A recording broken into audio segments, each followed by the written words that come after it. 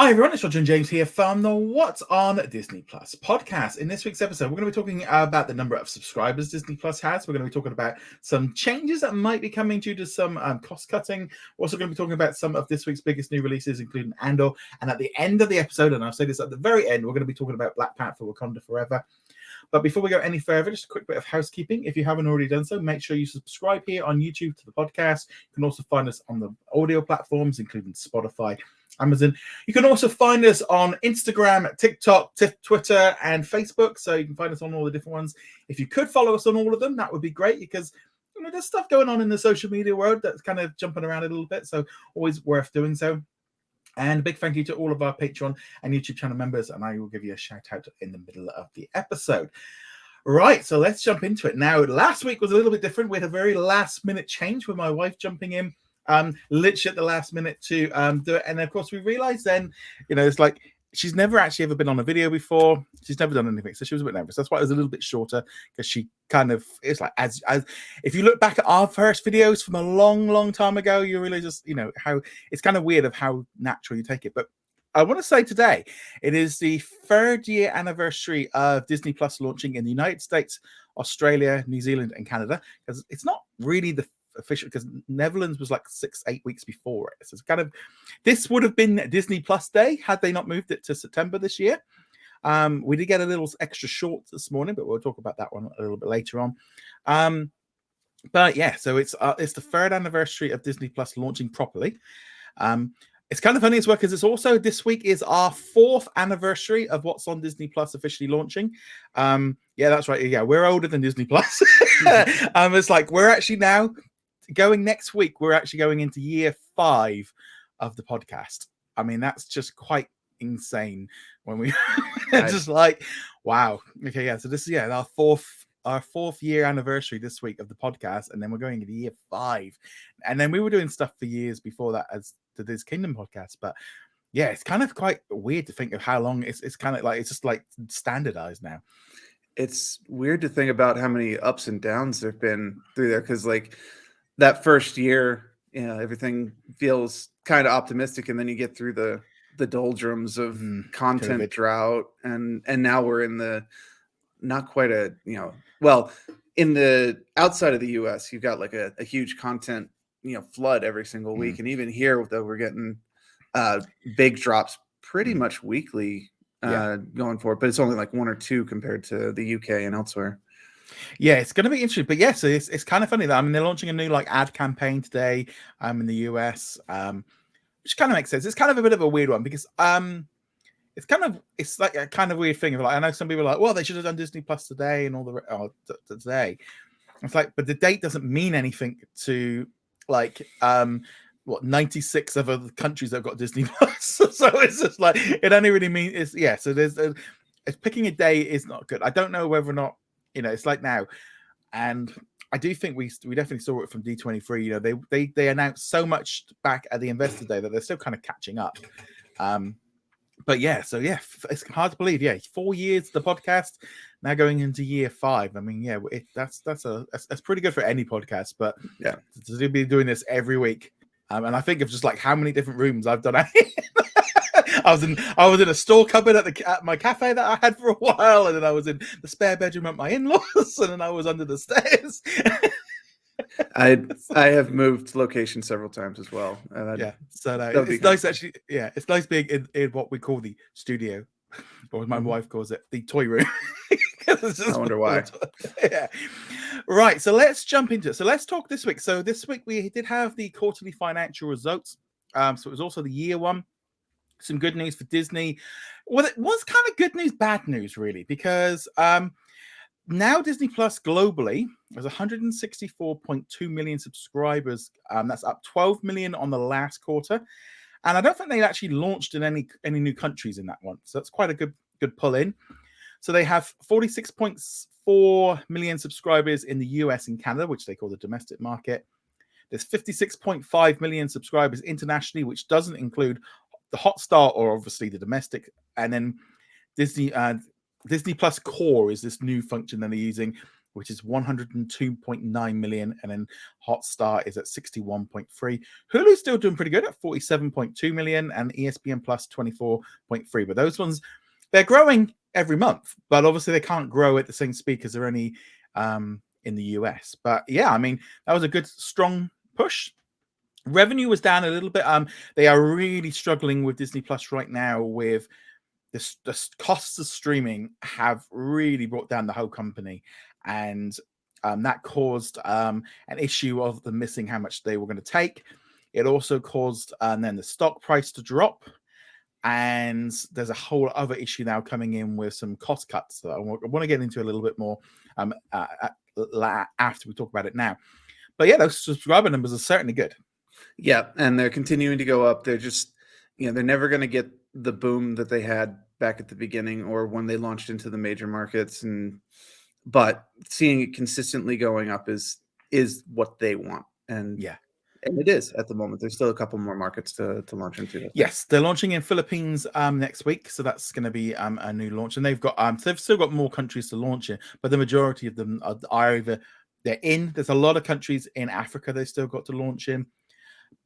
And there's obviously, I mean, the two big markets really, obviously Russia and China that they just can't get into. So those two are kind of out at the minute in terms of being able to get into them. But it's good news on the subscriber front. It's kind of a bit of a thing of what's going to happen now is essentially the content creation is all in the studios are all at full capacity now making content. However, things are going to get a little bit bouncy because after this quarterly results, Bob Chapek is going to have to be making some cost cuts. So he sent out a full memo last night saying they're going to be making some changes in order to make sure that Disney Plus is profitable by 2024. Now, they're introducing the ad-supported tier in the US next month, and then they're going to be launching it next year. That's expected to bring in a lot. They're putting the price up. I mean, it's going up $3 a month, about $30 a year in the US next month. So if you haven't already done so, and you're on a monthly subscription in the US or your 3-year deal, I would recommend you look into doing the annual subscription because that will save you. I worked out if you're on a monthly subscription now and you're just paying it monthly, if you go over to annual, you could save $60 this year by just flipping over. Then yeah. And again, there's no affiliate or anything like that. We're just trying to help you guys save some money. So if there's a choice, if you want to save some money, that is a way of doing it. Or alternatively, just maybe have it for a few months and then stop it, then bring it back, and that's one way of doing it. Or let your mum have access to it, that kind of thing. Because I know my mum does. Yeah, I don't think it's a particular issue for you and I because we're gonna be watching it one way or another. Yeah, so we're gonna be saying I'll be honest. I think right now, it just feel like I just watch so much on Disney Plus that I do prioritize it over the other ones because there's just so much things. But like I've been watching The Crown on Netflix. I've recently watched The Grand Tour on Amazon. But I generally just don't. I mean, Paramount, I don't think I've even fired up for like 2 months. It's No, I haven't had Paramount since Strange New Worlds ended. But I'm loading up Netflix every once in a while. I'm watching Dragon Prince right now on that, which is a lot of fun if you liked Avatar: The Last Airbender. Not to be confused with the giant blue people. The Smurfs. So getting back to Bob Chapek, he's going to be making some more big changes as they're cutting back on how much traveling the staff can do. There's a hiring freeze at the middle and top end. It's kind of has been taking a little bit again out of context because it's kind of going around of they're not really trying to freeze like janitors and the people at the parks and all the rest of it. They're kind of really just not taking on new people in the executive ones. So they're going to be making a lot of changes there. They're going to be making a lot more things. They want more going back to virtual meetings. I think they probably looked, and the trouble is they're going to be able to look at what they did during COVID and go, we saved a lot of money there. And then we've had a year of everyone like traveling and going, because obviously they offset it against the price of the cost, but maybe flying doing premieres in like every single country around the world, is that a necessity? It's very tricky. Right. And I think a lot of companies would actually like to go for a leaner work from home style or a decentralized location style, Mhm. but a lot of them have very long-term leases on their buildings or own the Mm. buildings, and And, they and have to and some of decide. them just don't like people working from home, and it's kind of an It, old school thing. Yeah, that's it's definitely going to true as well. so we're going to be seeing some changes now. I also think they are going to be they don't want to sacrifice the quality or the strength of their unrivaled synergy machine, but we want to make some cost cuts. So and I think we're going to see a little bit of this with the content. I think we're going to start seeing some projects, and I don't know if we, and they have said they've already started, and it kind of does feel that way. Of I think anything that's not really good is going to get sliced much quicker. You know, cancellations of shows that maybe haven't performed are going to be more brutal. I think we've seen it in the past few months here on Disney Plus internationally. You've not really had it so much in the United States yet. You've had a few things removed. Low viewed content that's costing them money because they have to pay the cast and the people that made them basically every year that this stuff's on there. They've been trimming stuff off internationally, all the cancelled shows, all the movies, and a lot of this, I think, is to reduce the budgets. I think this is about cutting costs, and I think we're starting to see this. I think we're going to see maybe less. They might take less risks on content and what they're doing. They might cut the budgets on some of the shows. Maybe like I don't know, Andor season 2 might be slimmed 5-10 million. You don't know, but not saying they are, but you're going to start seeing this across everything. So we're probably going to see less content being made. Definitely. Yeah, I think even without the current financial situation, this was kind of inevitable, though, because you look at the budgets for some of the shows like Loki and Falcon and the Winter Soldier, Andor, and so on, and you recognize, well, how are they making the money back? Because streaming, you get a flat fee every single month from your subscribers. It's not like if I spend extra money on Loki, I'm getting extra money back from the subscribers. You might draw in subscribers who new subscribers or returning subscribers, but it's very hard to show like that Loki specifically is making money or She-Hulk specifically is making money.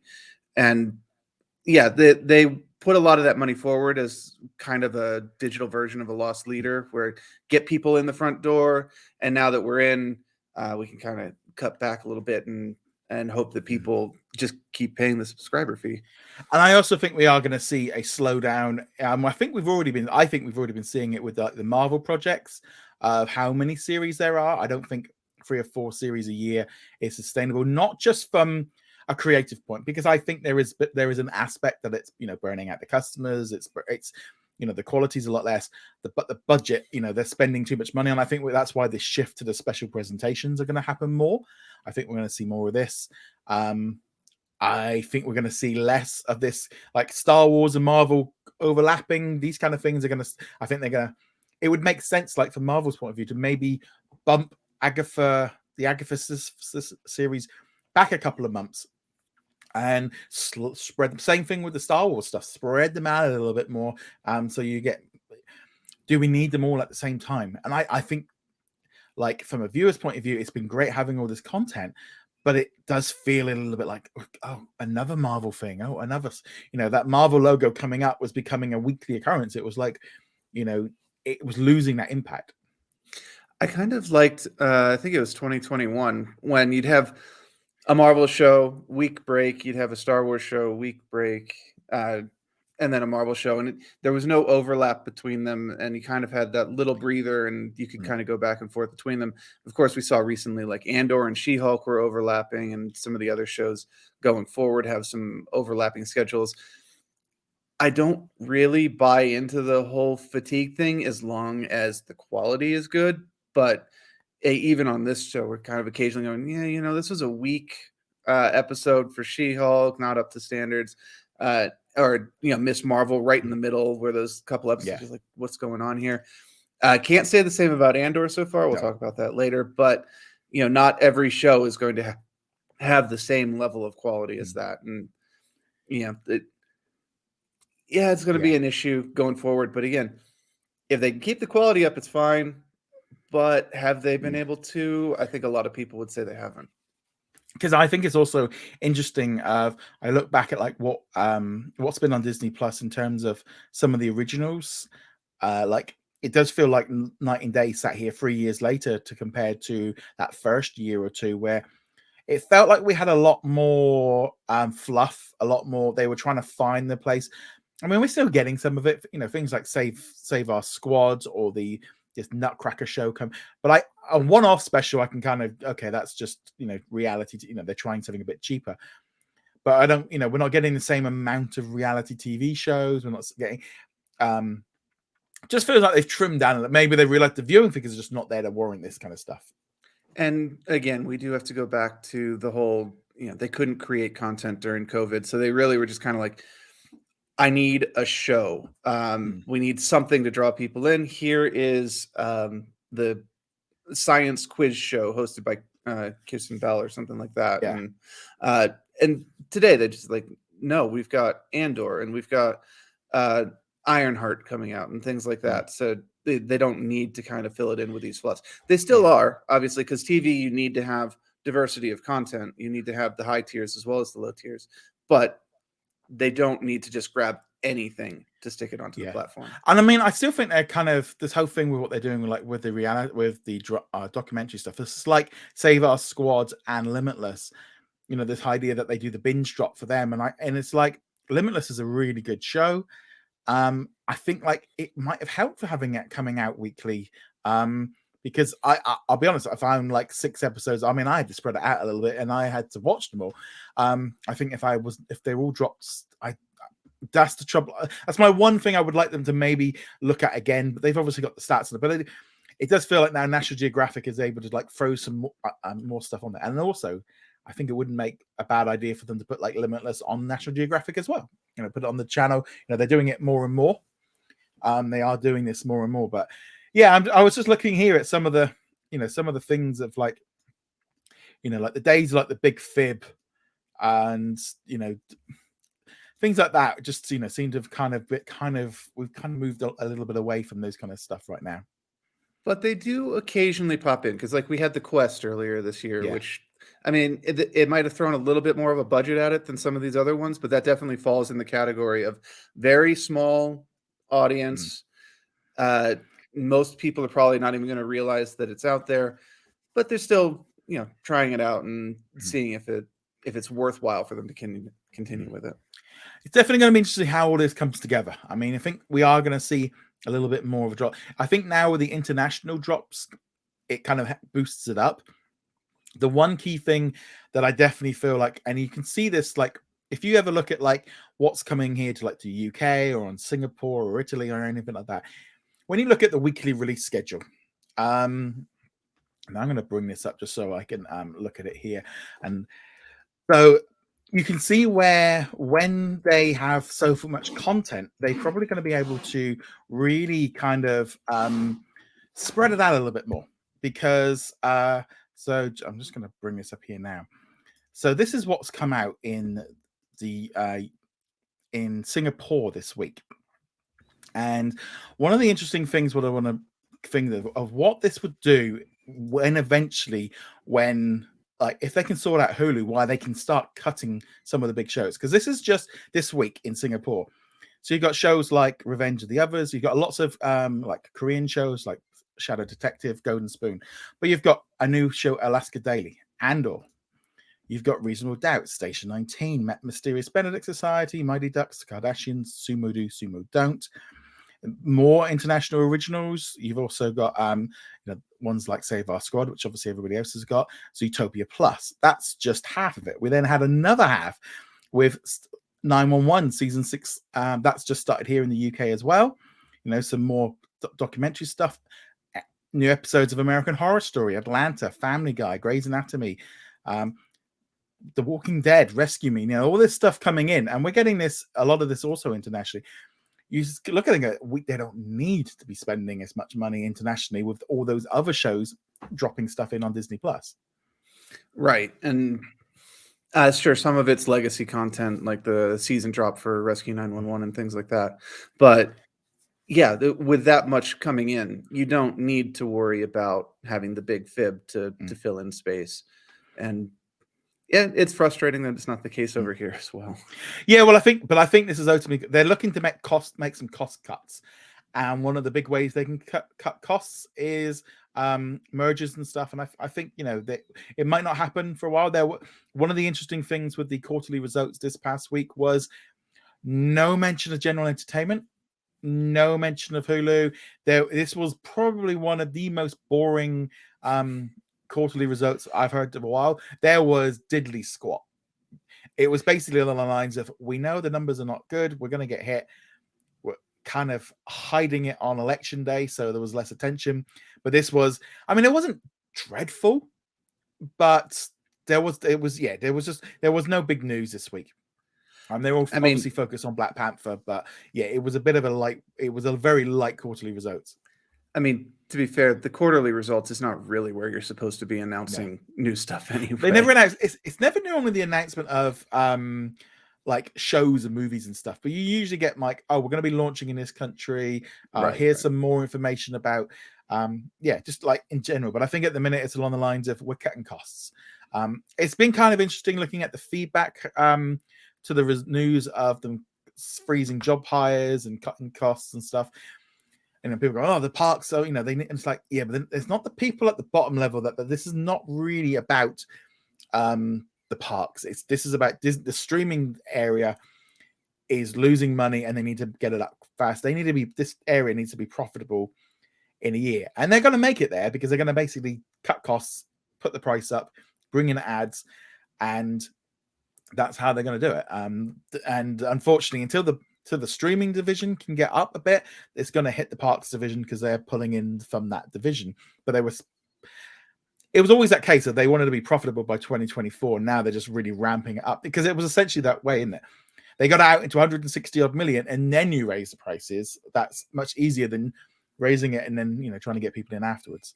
Right. Like I said earlier, you kind of have that lost leader. Let's start at a low price, get people hooked, and then raise the price. Sure, people will quit, but the number of people that stays will be larger than the number of people that quits. It's not really my favorite tactic, but it is one that's been shown to work over the years. It works for everything. I mean, a lot of places will, you know, they'll to get you in cheap. I know a lot of people there, you know, now like with Disney Plus Day today, a lot of their, you know, founder circles have kind of ended, and they know or maybe not had to think about subscribing for the past 3 years because they got that deal and they go, are there any deals? And like, why is it? It's like, it's gone up a lot. Like, yeah, it's gone up a lot, but it's been going up annually because it was never going to be able to stay at those price. It was never going to be able to stay at that price. But every other streamer is putting up their price. You know, Amazon's put it up, Apple's put it up, Netflix has put it up. And we're going to see more of this. It's kind of interesting of like looking at some of the people. And I would say this kind of thing of like trying to put Disney in a separate bracket that the magic doesn't affect it the same way.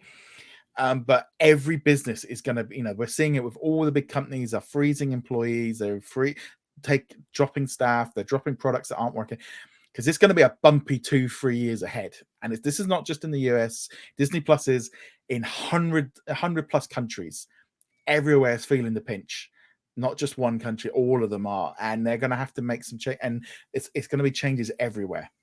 Yeah, and again, it's not just Disney Plus. This is you know, what would you call it? A cost of living crisis that we're going into. That's what it's cost. That's what they call it over here. Yeah, and it's going to be rough. Having said that, no, I wish they wouldn't raise the price, but obviously we have to accept that that's just the way things go. My only thing is with this $3 price rise is, I think had it been $1, I'd have been like, yeah, okay. I wouldn't like, fine, $1 a year. That's not, you know, that's for $1 a month, fine. But $3 a month, and you're giving the same product. That's when you're like, ooh, that's a bit of a that's a stinger. That's not good. That's not good at all. Especially, and I don't think we're going to get it now. I don't think we're going to get that big drop of content on the 8th of December. No, I think we would have heard something by now if they were going to drop some content. Well, we're only talking like 3 weeks, three and a bit weeks away now. If they were, I mean, they might do a last minute. They might be a last minute deal to kind of hype it up, but I would have thought they would have wanted to take the sting out of people. I don't know. It's very odd. But I have a feeling now that they're not going to be doing any major changes until they can get out of this Hulu deal. I think they will want to drop something to distract from it, but it's not going to be anywhere near like the Star deal a couple of years back, because that worked well enough. We're raising the cost of Disney Plus, but we're functionally adding Hulu into Disney Plus in the UK and things like that. So the content drop was huge. This one, I could see something along the lines of like the Daredevil Netflix shows and stuff, how those dropped on recently. I just don't know what would be at the same level as that at this Well, point. I personally feel like some sitcoms and some dramas would be very good. But it's very interesting as well that the day after a couple of days after the ad tier drops in, they're dropping a new National Geographic retrograde documentary, which is going to be out in cinemas. It's going to Hulu as well. But this is going to be like an MA movie. It's about the Afghan war. It's pretty mature, and it's like, they are starting to drop stuff in. That's a little bit more mature, and I definitely feel like that one is going to be one that's going to be. It's like, oh, that to me is a signal of like, okay, you're willing to put like a war movie now onto Disney Plus, and they've got another one coming. Was it Flag Makers from National Geographic? They're starting to put a little bit more mature stuff on there, so maybe it's going to be a drip feed again. Well, and even I think it was just this week, I was browsing through the What's New tab, and they had Eyewitness D-Day or something like that was just added this week. So yeah, that kind of content is starting to appear, and I think it's a good idea for them to do that. It increases the range and does it's a relatively safe way to go. No, we've got more adult content. These are war documentaries. They're informational, they're factual, they're educational, but there's people dying in them as well. It feels like National Geographic is the one thing like you guys could really use. Take it all off of Hulu, make it there. That's the hub.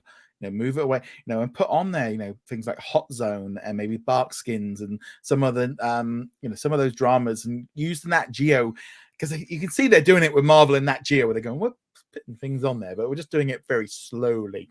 We don't want to rock the boat too much. But yeah, so that's all of the cost cutting and the investors call. Let's jump into some more fun stuff.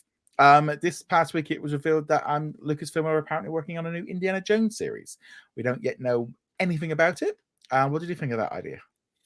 I mean, I'm fine with it. It'll depend on what they want to do with it. Do they want to do it in modern times? Do they want to go back and do like the young Indiana Jones that many of us grew up with? Or I'm definitely down for it. Indiana Jones is a fun franchise, but until we get more details, it's hard to be like, yes, this is gonna be fantastic. Or let the franchise go. It's kind of like if you're gonna reboot Indiana Jones, it's like I kind of want like a proper Indiana Jones. I don't want a watered down Disney Plus version. I'd like I kind of feel like we're at a point now where I'll be honest, the fifth movie I think would have been better to start again while or pass the torch on to Indiana Jones Jr. or something like that. I thought that's what they were doing with the last movie, but they didn't go in that direction. But yeah, it kind of like I don't, especially like we've got the new National Treasure series coming up. It's like it's it's probably years away, but yeah, it's kind of like I kind of want Indiana Jones like properly to be a proper thing rather than something. I wouldn't say cheap, but it's a little bit more. It doesn't have the same impact. I mean, we'll have to wait and see. Like if they want to do it as a reboot and have it set in the 1930s, 1940s with him fighting Nazis and going after the Holy Grail and the Ark of the Covenant or similar treasures, I could get behind that. But we have to wait and see for the details. It is Indiana Jones, though. It still carries weight. It still has name recognition. So not too big of a surprise. No, and also kind of depends. Like, could they modernize it and bring it up to now and kind of a new Indiana Jones? But that would kind of lose the essence, wouldn't it? It would kind of lose the essence, and then it would feel like, well, it's just National Treasure or National Treasure and Indiana Jones are competing for the same space. And I mean, you could modernize it a little bit, move it up to the 60s, move it up to the 70s, but I really don't want Indiana Jones today. I don't want him running around in the modern world. We don't want him, and he's talking into the earpiece like, "Oh, I need you to hack the door. Can you?" And all that stuff. No, I much prefer the grittier Indiana Jones, where it's mostly just fancy stunt work and punching Nazis, honestly. Yes. Right. Let's now talk about it's obviously Disney Plus Day, or the original Disney Plus Day today. So we've actually got a brand new release which only dropped this morning. Which is, I'm just bringing it up, is Zen, Grogu, and Dust Bunnies. So earlier this week, well, this kind of originally got announced on Disney Plus's social media in Italy, quickly got pulled down. We didn't know what it was. We thought with the Zen title that it might have been just like a Zenimation or some kind of cheapy kind of like, I don't know, like AMSR kind of thing. But no, and then in the week, then it was revealed that Disney or Studio Ghibli, who are behind a number of major Japanese things like Spirited Away and stuff, were working with Lucasfilm. Again, no details. Didn't have anything. Was it a new film? Was it a short? Was it a series? Was it Visions? We don't know.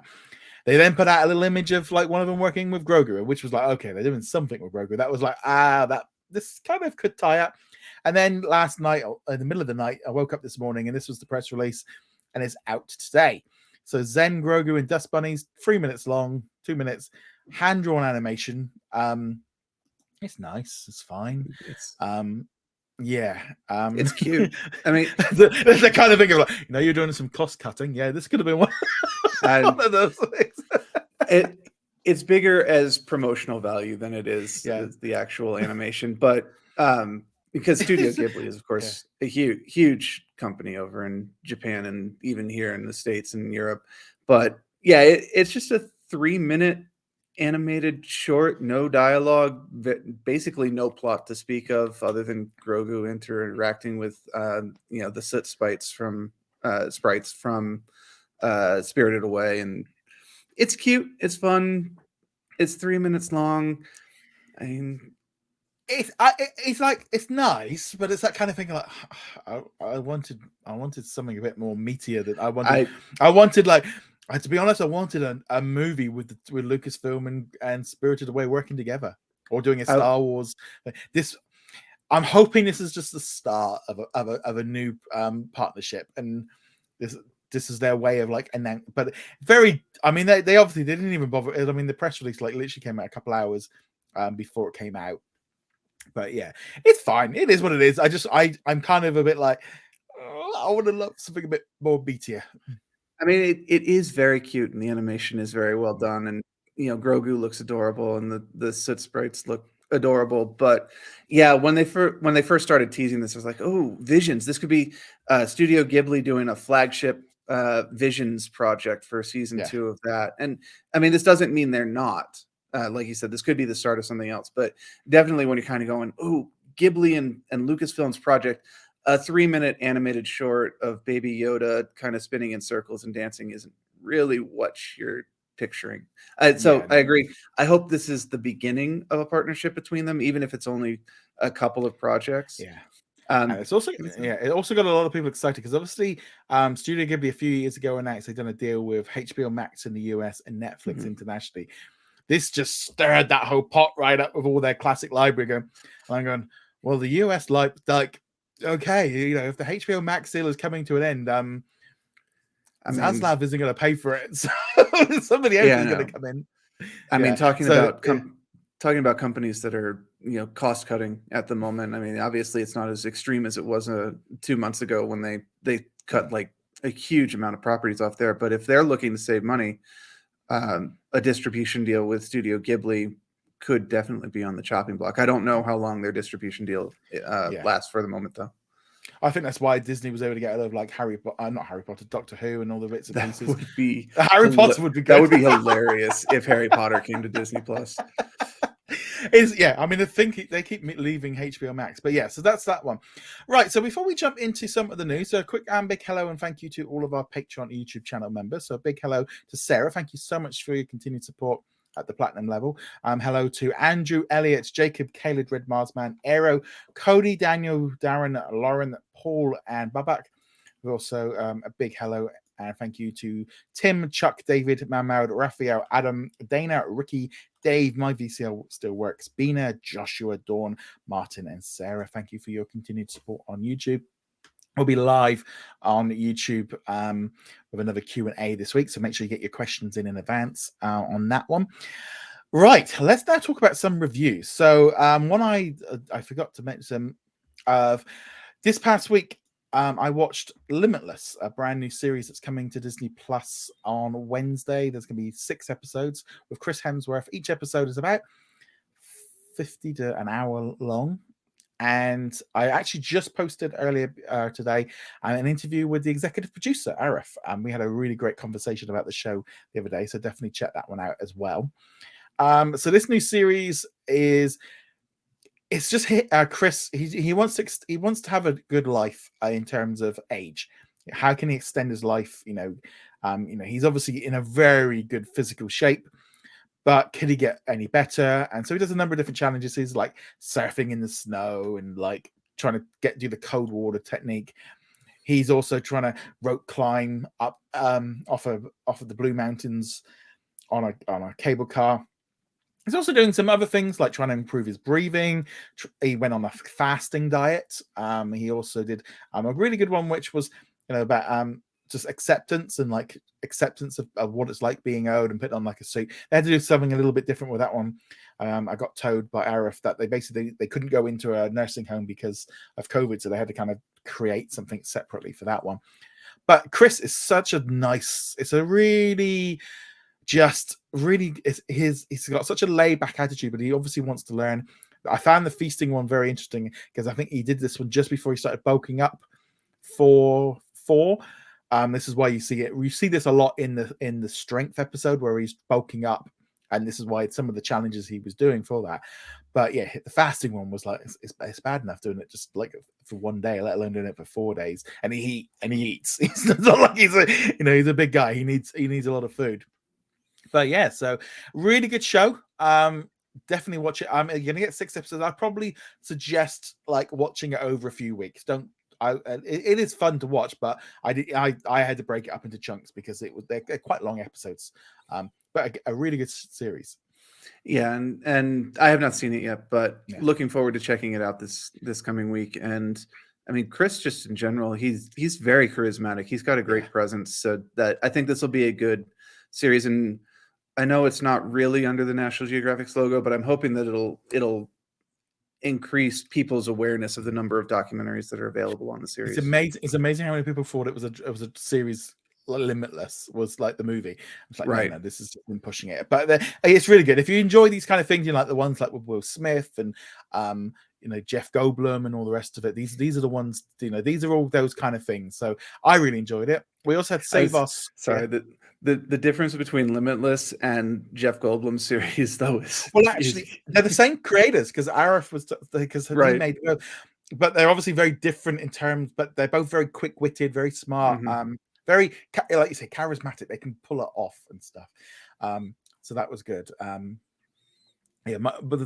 it's definitely cool with that one. We also got Save Our Squad with David Beckham, a new 6-part series. That one dropped on Wednesday last week. Did you watch it? I watched the first episode and decided I'm not going to finish it off. Yeah, I only watched the first 2 because they sent me screeners beforehand, so I watched it, and it was. The trouble is for me is I'm not a big fan of football. I know I'm British and I should like football, but I don't really like football. And David Beckham has always been a little bit bland to me. He's always been, he's very talented. I growing up watching, he was like one of the top stars when I was younger. But the problem is for this one, and it's the problem. Welcome to Rex. It's just come off like 2 weeks after Welcome to Wrexham finished, which was a show that we both watched and loved, and it was 18 episodes, and we've been it was. I really wished it held off on Save Our Squad for a couple more months, because dropping it right after Welcome to Wrexham for me was like, well, guys, I've just watched a really good show where we did a pretty much the same thing but with adults instead of kids, and it was much more fun. And I think that was my big problem. It was just like, I don't like football enough to sit through this because it's not entertaining enough. If you like football, I know a few people that really enjoyed it, but it doesn't, for me as a general entertainment, Welcome to Wrexham was a far superior show. Well, part of that is that Welcome to Wrexham wasn't really about the football so much. It wasn't Sure, the final episode was like 90% that last game that they played Yeah, in the previous season, but the majority of the season was this is what it means to the town of Wrexham. These are the financial decisions. These are the coaching decisions. You got to disconnect yourself from the feelings of it because this player or this coach just isn't doing what you need him to do, and you may really like the guy, but sorry, you got to cut him or trade him for someone else. Whereas Save Our Squad is much more about the actual game. It's much more shots of them playing. So if you want to watch soccer/football being played by a bunch of kids and losing pretty badly, here you go. yeah, But at least in the first episode, it was not, like, why should I care about these particular kids? They had some interesting stories, and definitely some of them coming from less privileged and kind of raising up. But at the same time, yeah. It's why just why should nothing, I? nothing pulled me in. And there was like kind of like David Beckham. Like, I used to play in the league. She didn't even play for this club, Yeah, so no, it's he played like, in the league. yeah. So it's like, well, yeah, it was just a little bit of like, if you like soccer, it's good, but Welcome to I, Wrexham is just a better show. It's just, they're so. I know that there are some differences, but the core fundamental is very similar. Clubs at the bottom end of their league need to get up, and celebrities coming in. Yeah, Ryan came in with some money, and Beckham just come in and like did some prep talks. And the other thing is these are both vanity projects, right? Yeah, Welcome to Wrexham and Save Our Squad. They're both vanity, but the two guys, Ryan and yeah, Rob, in Welcome to Wrexham are very self-deprecating about it. They're aware, and also you get the aspect of they're not coming into this to make vast amounts of money. They actually feel invested in the team. Sure, it grows throughout the series. Originally, especially for Ryan, it's just like, yeah, sure, I'll join your, yeah, they'll do your squad thing, and then by the end of it, he's like, yeah, we're almost, and you can see the enthusiasm. Whereas with Beckham, he has no specific attachment to this team. yeah, He has no specific attachment to any of the kids, and he doesn't have. We'll go back to charisma in this to kind of pull off. And there were many points in the first episode where I'm just sitting there going, "This is Beckham patting himself on the back. Look at this great thing that I'm doing." Oh, and remember, I was in Manchester, and I was in the World Cup, and I made the penalty kick that won or that sealed us into the. And like, cool. yeah. Yeah. Yeah, So what's and the then point of this and series? then ran off to a load of other international clubs because Right, because Real Madrid and so on. for money.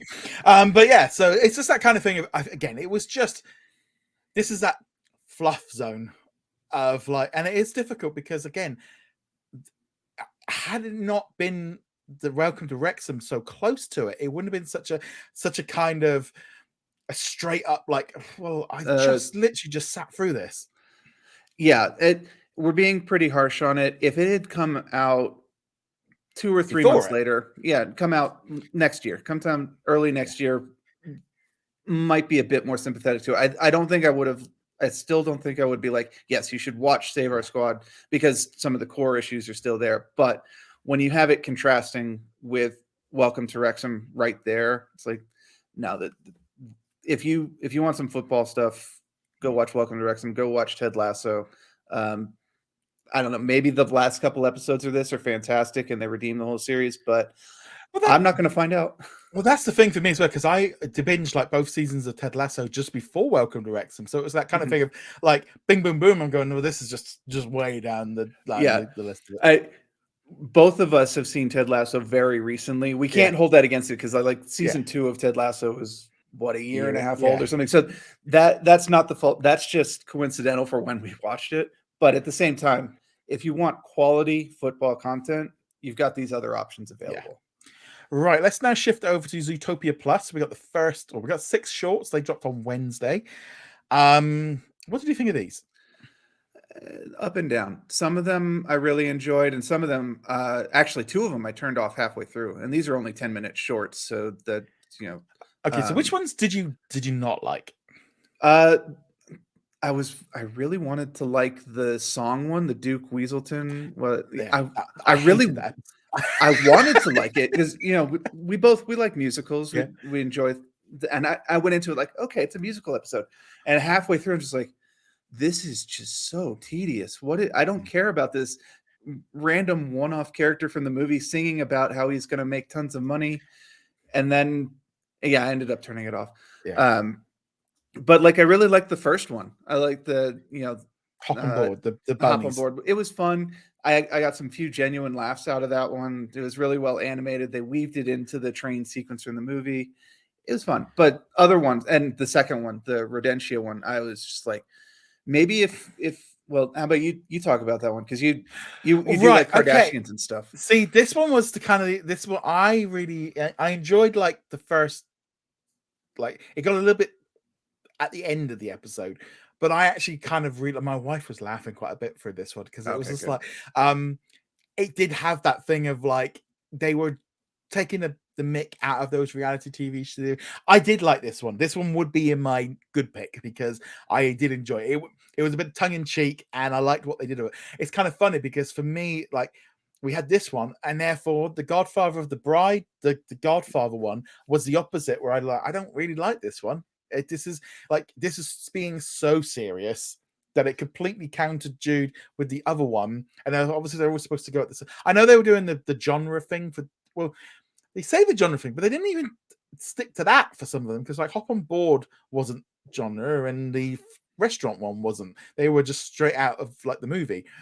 So I didn't like the Godfather one as that. It was like, it just feels like, well, what, I don't know. That was the one episode I wasn't so keen on, and the musical. Those were and also the America's Got Talent kind of one that that felt completely out of character for the. I know the Chef Bogo obviously liked Shakira's Gazelle, but yeah, that one was a bit like this one. No way did this happen at the same time with that character. Well, I mean that was a dream sequence. So yeah, so it was Clawhauser yeah. like on his desk dreaming about dancing with Gazelle and stuff. So yeah, it's okay that Chief Bogo is out of character and wearing this fantastic glittery makeup and all this stuff. But I actually went through in the credits to make sure it was actually Ibis doing the voice, because at some points I did too. This is like, is it him or is it not him? I don't think that's him. And they're like, no, and it was, but the voice kept like moving around a lot, and I don't know what that was going on with it. Yeah, it's almost like he forgot how Chief Bogo was supposed to sound or something like that, which is funny because it's just Idris Elba, and it's his voice. But yeah, I ended up doing the same, where I was like listening to it and like, is that him? And I had to wait through the credits to verify that it was in fact him. I really enjoyed Dinner Rush. That's probably my favorite out of all of them, because again it leans in on Flash, and as someone that had a cafe for 20 years, and at the end of the shift trying to get rid of customers and get them off the tables, of what tricks we used to do to try and do that whole thing of like I did have flashbacks to when you'd see a customer coming up to the door, and you knew, like, you literally would be like, shut the door and lock the door when you saw them walking towards it, because you're like, they're gonna be here if they get here, I'm stuck here for another 45 minutes. And you're like, it's already like a minute to, we're about a minute to closing. I'm just like, yeah, no. So like, I was looking at it very much. I was so sympathetic to her clothes, because I have been in that situation, and yeah, being with customers that are that slow. I've never worked hospitality. I've never worked in a restaurant or hotel or anything like that, but I have done retail, and it's the same there, where, especially when you're in a mall location or something like that, and you're like, the mall's closing at 9 p.m. and there's a person walking in the gate at 8:59, and you just know they're going to be browsing for a solid 20-25 minutes. You're just hovering over them, kind of like. I know when we used to work in the supermarket, the security guard, like 10 minutes before, would be standing there and would be like telling people, we're closing in 10 minutes. And they'll be like, remember, we are closing. So it's like, move it. So it was always that kind of thing. But yeah, I really enjoyed these. I do not understand why Disney held off on the marketing. They literally didn't drop the trailer until Monday, and it came out on Wednesday. And it was like, these are not, it's like that kind of thing. They're not bad. There's nothing really wrong with them. They're a great continuation of it. I think people maybe got a little bit again expecting because when Disney say they're a series, it's like, it's not a series, it's a series of shorts. but yeah, the and no like real hardly any promotion for this, and it was such a shame because they're extremely well made. They're extremely well made, and I feel like Zootopia has been an underutilized property for Disney ever since it first came out. Yeah, It's a really good movie, and it's basically non-existent at the parks. I know Judy Shanghai and they Nick, build. Yeah, yeah, Judy and Nick show up occasionally. Shanghai, they're finally building a mm, section for that, but otherwise, it's one of those movies that tends to be forgotten, and I think it's actually one of the better ones. Having said that, from a technical perspective, Zootopia Plus is fantastic. mm, Uh, I was continually impressed by the level and quality of the animation in it. It's just that the writing is kind of variable, and I think though it will depend on your background. Like for me, the real whatever of yeah, Rodentia didn't click with me, but I'm also not a fan of like the yeah, Kardashians and shows like that. Whereas I know you and your wife love to watch the Kardashians every week, so that hits with you much yeah. more. Yeah, no, it's good. Obviously, yeah, we watched the Kardashians this week. So me and my wife, we watched that on there again. Just they're all getting ready for the Met Gala, and it's just the same kind of stuff. New episodes of Grey's. Also this past week, 911 season 6 started dropping weekly, which my mum is really pleased at because again, this is again that whole thing of like it starts. You know, you start throwing in Family Guy and Grey's Anatomy and Station 19 and 911. You know, you're starting to get a little bit more variety and stuff. But let's now, and also The Walking Dead. I think we got like 2 more episodes left here in the UK because we're about a week behind the US. But I love what Monday mornings is Walking Dead day for me on Disney Plus. You know, as it should be. It's just such a great show to watch. But yeah, it's just great to have that one. It's going to be a bit like, oh, I gotta go and find all the spin-offs next week when that one show ends. Let's now talk about Andor. So we're gonna mix up like last week's and this week's episode a little bit. But what have you been thinking of the whole prison break Star Wars?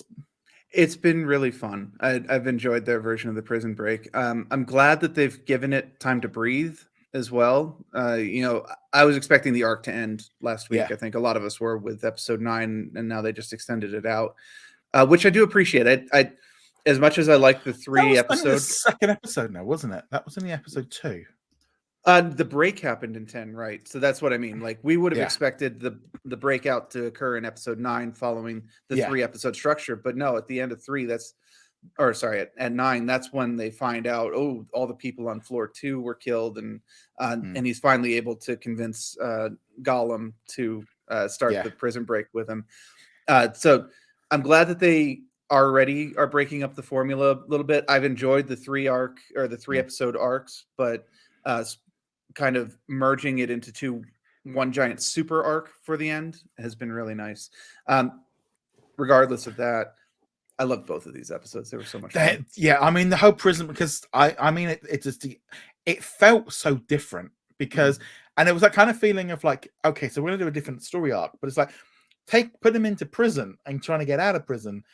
It's such a rebel kind of, he's and they're all in there and they're not getting out, and basically the empire is basically stealing people. No, It's it's straight up. slavery. It's slavery. It's basically slavery. No, And that's basically it's not yeah. basically slavery. It is slavery. Yeah, Straight up. and they're all thinking everyone is aware of the situation, and yeah, it's definitely it was a real hard hitting thing. Visually, it was very it just looked so sleek, and it was just a different aspect to the empire, and it was just so good, and everyone like the old guy, them all him basically dying and having a stroke, and like how just yeah, no one cared. Yeah, this has done a really good job of showing you the evilness of the empire. Like obviously before now it's all stormtroopers and TIE fighters and military oppression, which is bad enough, obviously. But this is showing how it impacts the lives of just random citizens, because Andor doesn't get arrested for the heist in the previous arc. He gets arrested for running on the beach and looking suspicious, and that Yeah. they have no proof of anything. It's just a shore trooper going, "Yeah, why are you running? Why are you sweating?" And it's like, all right, off to jail for The 6 only years. thing I would have liked in the prison, it would have been nice if they had some aliens. It was a little bit odd That's true. because it was like they're not. I mean, there was one way of cutting your budget, but I mean, I don't know. I mean, maybe the Empire would separate up species depending on it's that kind of thing. But that would have been something that. Well, yeah, I mean, they haven't addressed it. They might, but in most canon, the Empire is highly xenophobic and racist and stuff, and they use the alien species for like the heavy labor work. Like, Yeah. that's what the Wookiees were doing. Yeah. They were doing the heavy labor and so on. So it might make sense for them to split up, but there are also humanoid aliens. People with green skin, Yeah. people with blue skin, and so forth. And these are all just regular Yeah. humans in here. Yeah, that was a little side thing. I went, but yeah, no, I mean, I've just these last 2 episodes for me, I kind of feel like that I actually think they're my favorite part of the series. I think that their story just seemed to, because the whole heist thing, him breaking away, it does kind of feel weird. Like, we're at like episode 10 now. We've got 2 more to go. And this series has just got so much more meat. Just, you feel like you're watching it. I feel like I'm watching a proper show. And I think that's such a difference. And it is, again, it's more humanoid. We got problems with, the officer with his mum, the mum issues. And it's just, and him eating his like green sugar puffs. And yeah, it's just, yeah, this is such a good show. And it's been this weird thing online of like everyone talking about how good it is. But the ratings and the viewership and the comments, and there's a lot of people going, it's great, and then people going, some people going, I got a bit bored of it, or I did. And it's like, because it doesn't have the buzz and the little, the cuteness factor, and it doesn't have the wow and awe of the two.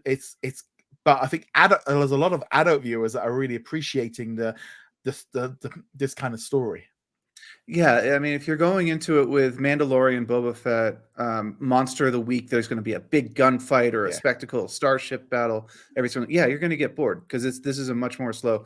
But like episode 6 is legitimately my favorite Star Wars episode from the live action series on across Mandalorian, Boba Fett, and this show, and Obi-Wan. You want a spectacle? Episode 6 was fantastic. That was the end of the heist arc. But yeah, if you're a kid and you're expecting lightsabers and duels and stuff, I could definitely see. And I've talked to multiple people who've been like, "Oh yeah, I tried Andor and I just gave up after episode 1." And like, no, episode 1, it gets so good after episode 1, which unfortunately, is fairly common. You watch an episode, it didn't grab me, move on to the next thing because there's so much media out there. This is one of the shows where if you gave up after episode 1, legitimately give it another shot because it really gets going. Yeah, this is great. It's just a shame we're gonna have to wait a couple of years for season 2, but still got 2 more episodes to go. So let's go. The biggest challenge is if I wasn't doing this podcast, I might actually not watch next week's episode and instead watch the 2 episodes together. I'm in the exact opposite situation where Disney has actually sent me the next 2 episodes. I hate you, and I have not watched them because especially like with this kind of podcast, I don't want to jump ahead because I can't remember where the episode. And it's like if I jump ahead, I'm like, I do love watching it in 4K. But there is that kind of thing of like I almost like I might watch. I mean, my problem's going to be is like on Wednesday when the final. I might then have a problem of. It's right there. I can watch it because the thing is, even if I watch it, I'm embargoed, so I can't talk about it. So I don't want to. It's that kind of. I especially with a long running show, it's sometimes a little bit hard to like remember where they end and where they start and stuff. But yeah, it's really tricky sometimes. It's like it's there. I could watch it. We've definitely had that problem before where you've watched like 6 episodes, you're like, where did episode 1 end? So I don't talk about episode 2. The other thing, I don't know if everyone's aware of this, but when you're talking about screener copies, they sometimes they don't always have the special effects done. They have big giant branding across them. Like we're talking like giant watermarks because they want to know, hey, Roger screen records episode 12, throws it on YouTube. There's just going to be a giant thing. And Disney can be really, really bad on one of the apps. It is, and I'm gonna say this. This is why I do like watching stuff sometimes again when it drops because it is huge. It is very so. That's why I like watching them in 4K with all the colors and bits and pieces. But yeah, so there we go. So that's why next week I will be talking about the Santa Clauses and Disenchanted. So that'll be on next week's podcast because they come out They come out on Wednesday and Friday next week. So I we'll know. be talking about Yeah, that sounds right. Yeah. So we'll be talking about them next week. Okay, so now I'm going to go into Black Panther: Wakanda Forever. Right, so quick note here. We're going to be in spoiler zone. Okay, so if you haven't watched Black Panther: Wakanda Forever, because I don't It think there's just came out, so it's just literally just come out, but we thought we'll do it at the end of the episode. If you haven't seen it, thank you very much for seeing next week. Come back when you've watched it. If you have watched it, we're now going to talk about it. So I just want to give you guys a little bit of a heads up before we get into that one. What do you think of Black Panther: Wakanda Forever? It had some very good high points to it, but the vast majority of it was not mediocre. It was above average, but yeah. It's kind of funny because this has been like one of those weird ones because there was a lot of good like reviews. There were some really big reviews coming through, everyone talking about it and how good it was. And I kind of got to the end of it and I was driving home and I'm like, there's a lot of stuff I liked, but it was, and I kind of say this, it was my least favorite Marvel film of the year. I preferred Doctor Strange and Thor. I think the problem for this is I loved Nemo. Oh, he was amazing. He was fantastic. He was absolutely fantastic. I loved it. Ironheart wasn't needed. I know she was the principal fact of like what they needed to get the story moving, but she did not need to be introduced in this film at all. I know it sets up the new Disney Plus series, but I'm not sitting here now going, yeah. It's like, well, we've done the introduction. Like, okay. I just don't think she was needed, and they could have done something else in Wakanda they need, the scientists found the thing and we're protecting it. It's like, what? You're going to protect your whole country for one scientist you've never met? I don't know. I think we're seeing a setup for the younger heroes, because we had like America Chavez in Doctor Strange and obviously Riri here in Black Panther, and I suspect that this is more of a long game situation where they're setting these characters up to be important in maybe phase 6 or even into phase 7, something like that. But I do agree, it did feel like a bit of a distraction. We're kind of like, oh, and here she is. The thing that bothered me with Riri was they gave her this awesome suit, this awesome Iron Man suit in black at the end of the movie, and then they're like, oh yeah, that suit, when you get your Disney Plus series, you're not going to have that suit. Sorry. Yeah, you're gonna have to rebuild it. It was a little, there's a little bit like, why would you not just give her the suit? I know it would have. It's like, if you're not going to give her the suit, I mean, it's kind of a rehash of what we saw with Spider-Man, wasn't it? Like, we're going to completely give you the biggest upgrade. It didn't look great. I don't know if they were going for a much sleeker look than Iron Man, which is traditionally had kind of more bulky and sharp angles, whereas hers is curved and very sleek. I'll keep using that word, honestly. So it was kind of weird. I know there was a lot of like the concept of death and dealing with death. I was surprised with how quickly they dealt with the death of T'Challa at the beginning, and just kind of went, he had a disease and he went, and they couldn't stop it. And I was like, oh, that it's like, you've just dealt with it as close to reality as you probably could do. And I'm like, okay, no, and there is that kind of thing of like that. They didn't. There was no messing about with the blip or anything like that. And I was like, okay, no, I see where you went with that one. And it's like, yeah. And obviously, like the opening scene, it was obviously very quiet. It was a very, and I think this is, and I've said this, but I like a little bit more humor in my Marvel, and this didn't have any humor. I don't really think there was I don't think there was a point when I laughed, and it was very somber, very, and it's like, oh, and I realized I need a little bit of light in my Marvel. It's funny because one of the common complaints about Marvel movies is that they don't take things seriously. I know one of the big complaints about like Thor: Love and Thunder and Thor: Ragnarok is that you have these very big important moments and then they're undercut with the humor, and that's one of the common complaints you see. But at the same time, I'm kind of like, but that is something that I agree with. It's like I do want the lighthearted alongside the serious, maybe not to the extreme of like, in Love and Thunder, or sorry, in Ragnarok, when Asgard is exploding and Korg is cracking jokes. Maybe not there, but yeah, Black Panther definitely feels kind of oppressive in that, like with the weight of everything. Yeah. But having said that, it is the core theme of the movie is loss, generation, Shuri trying to or outright denying the mystical aspects of the Black Panther and so on and so forth. And it's a core theme of the movie, so I get it. But yeah, it would have been nice to have a couple of more jokes in there every once in a while. The trouble is, this is where it is that situation of, and it has come back to that thing of like, recasting. I've lost, like, I just feel like this should have just been held for another few years. We didn't need it now.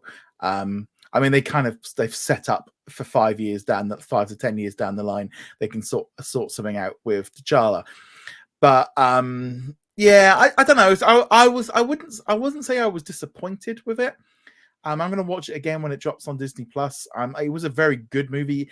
Some amazing effects and stuff. It was good. Very long. It felt very long. I was going to get to that, but finish your thought first. Yeah, it's just, it was, I don't know. It's such I think the trouble is Black Panther, the first movie, was so fantastic that it was always going to be hard to follow it up. Even harder to follow up when you take the Black Panther out of the Black Panther. Right. And it's like, it's like the big fight at the end of just like, how, like what superpowers did you get from that?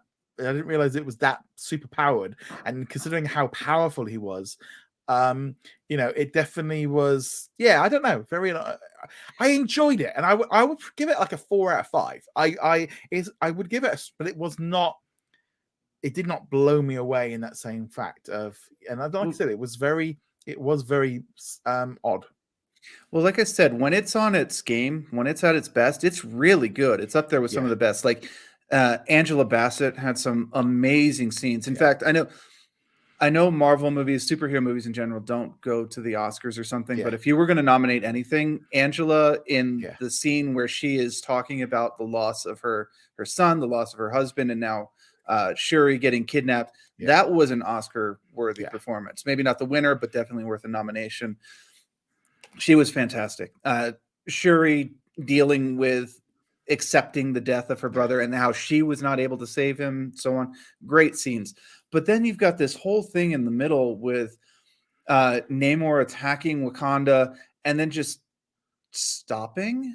He's just like, mourn your losses. I'll be back, without setting any date. I'm like, okay, that I get it. I get that he's trying to get Shuri to come to his side. They've got a bond, but just killed him. You just killed her mom, and she just found her floating in the water. You're not going to win her over. You've now just like given her a week to get prepared for a war, basically. Right. And then their plan to attack the Talacoans or whatever the word they was, because they can't use Atlantis because that's from Aquaman now. But like, you sent a single warship with a single pulse. It's like, what? You could at least build like 5 of them. What's going on here? It was a little bit weird. Like, we're going to take it to a secure. Like, it's like, why on earth would you do it in the middle of like and not ocean, have air support above and like a Harry Keller or something like that to kind of why putting everybody? It's a bit like putting all your eggs in one basket. It literally one gigantic warship basket that only has one weapon that's effective against your enemy. It's like, I mean, you're talking some pretty bad tactics here, and it's something that we've seen consistently with Disney films of this sort. Star Wars as well has been victim. Other Marvel movies have been victim, where the big fight relies on one side or the other or both just being completely stupid. Like Wakanda, you have generals, you have warriors, you have people who know basic tactics. What are you doing here? And then Namor, I don't even know what the heck. I know he has that scene at the end where like, my plan has come together. Everything has gone like the Wakandans will come to us for him. Like, your plan's stupid. What the heck were you? It's a whole thing as well of him just being put in like one of the big air dryers that you find at Universal Studios at the end of Pluto's barge. You're just like, we're just going to dry you out. And we're like, okay. And he's got weapons that can destroy this entire thing.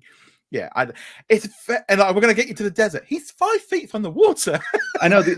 You got him to the desert on the coast. Good job. But this also leads into, you mentioned it was too long, and it was way too long. And this isn't like, oh, it's 15 minutes. We're getting towards the end credit. I'm checking out this. Like after the first Namor fight, when he just killed Ramonda and stuff, I'm kind of like, oh wait, that wasn't the end. Oh, we have another hour of this. Well, and that's not the reaction that you want people to be having in the middle of the movie. No, it was all I says. I was really glad I was. I had a bottle of Coke. I was sipping it because it's like I got no chance to drink it for a 3-hour movie. But and it was just like, yeah, I'm planning for Avatar: The Way of Water that there will be a water break. I will say, when this isn't an Avatar thing, I've been very kind of blah on the Avatar stuff. The trailer, I don't know if we saw the same one, but the trailer in front of this one actually looked fairly good. And it was the first time I was like, oh, actually, this does look kind of interesting for Avatar too. I tell you what I did. We had a trailer for Dungeons and Dragons. Yeah, we did too. Yeah, that looks a lot of fun. It looks like a film from the 1990s, but it looks a lot of fun. It looks absolutely ridiculously stupid, but in the right way. And what's his name? Chris Pine, I think it was. He looks like he's having so much fun in that. So yeah, we didn't have a trailer for Strange World. There was no Disney. Yeah, I was surprised by the lack of a Strange World trailer. There was one for the Shazam sequel of all things. We had one of those trailers. That isn't out for another year, is it? I know it's way out there, and it's not even a Marvel movie. So it's kind of why you're advertising for the competition over here. I know the companies don't actually choose. Oh, there was one movie with Gerald Butler out called Plane.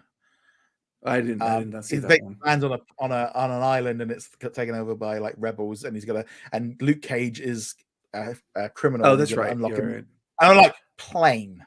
We're at that point now. I was just like, we've ran out of names, so we're just going to call the movie Plane. We're not even on Snakes on a Plane. We're just on Plane. Yeah. So there we go. That was Wakanda Forever. I'm guessing a January release on Disney Plus. That's my. I think we're probably going to go closer to maybe 6 weeks. Because it depends on the box office. Because I think it's going to be a big weekend. I mean, I think they're looking like 300+ million. Obviously, going to drop week on week, but it's like, are they going to? They're not going to want it around too much with Avatar 2 being around for the holidays. But yeah, I'm thinking mid-January, like they did with Eternals. January, maybe even early February. That sounds about right, though. And it'll depend on box office numbers. But obviously, with Thanksgiving coming up in the States and then Christmas after that, we have a large number of blockbuster movies still to go at the end of this year. So I expect that this past week we'll see some good numbers out of Black Panther. We might see some good numbers this coming week out of Black Panther, but it's going to trail off pretty quickly as the new releases start to take over. I'm not expecting a bang on 45 like we saw with Doctor Strange. I think probably a little bit later, like Fall of Thunder. I just get a feeling that 45 days might be a bit quick for this one. Right, and I think that Disney especially wants to kind of push those dates back. We've talked about it before. I think the 60-day window is probably what they're trying to get to, but they're going to kind of creep it back bit by bit. Right. On that note, guys, thank you very much. We'll be back next week with another episode of the What's on Disney Plus podcast. Can't believe that will be into year 5 of the podcast. That's kind of quite strange. Hope you all have a fantastic time. Let us know what you think of all of this in the comments below. Go check us out over at whatsondisneyplus.com. You can find us again on all the different social medias, and we shall see you guys soon. Later. Thank you very much for watching this video. Make sure you go check us out over at whatsondisneyplus.com. Like, follow, and subscribe. Also, a huge thank you to all of our supporters over on Patreon and also on our YouTube channel memberships. And I shall see you guys in another video. Laters.